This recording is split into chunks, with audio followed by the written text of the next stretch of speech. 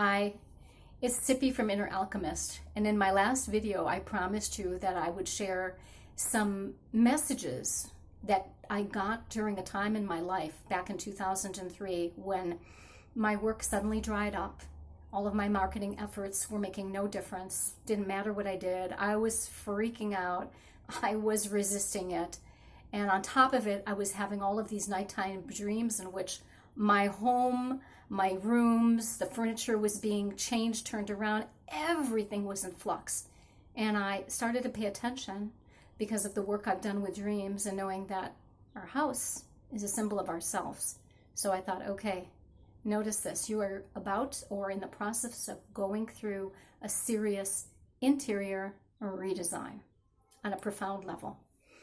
When I stopped fighting what was going on and I just got quiet, one day out of the blue, messages started coming to me.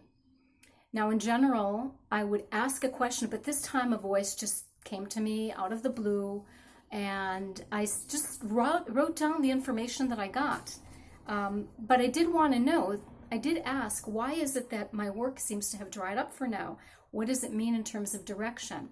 And I don't want to memorize what I wrote on this page, so I'm going to go ahead and read from it and share with you in the hopes that maybe some of this will be relevant to you. If not today, then in the future. So the voice answered me back.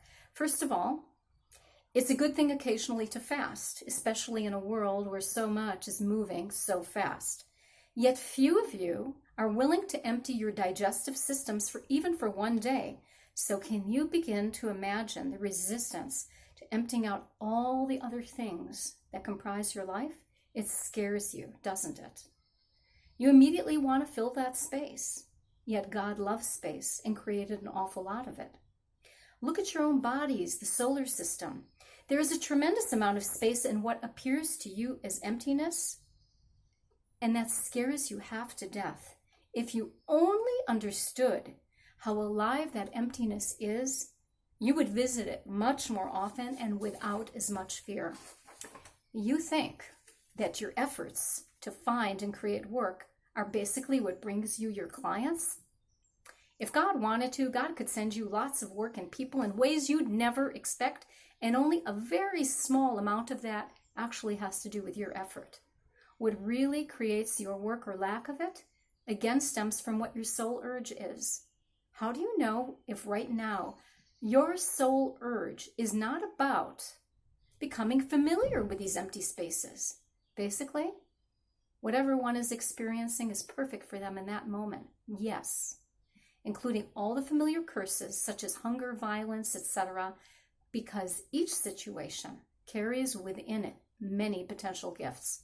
Emphasis on the many.